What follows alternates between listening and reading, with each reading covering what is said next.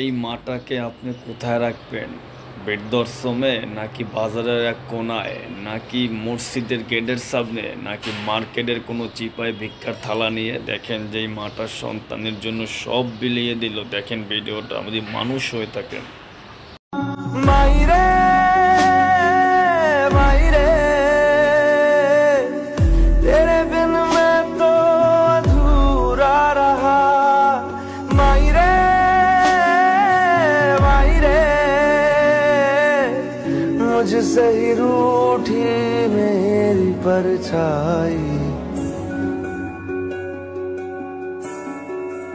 ओ मेरी परछाई तेरा ख्याल मरी तेरी चुनरिया लहराए। जीना जीना जीना रे उड़ा गुलाब।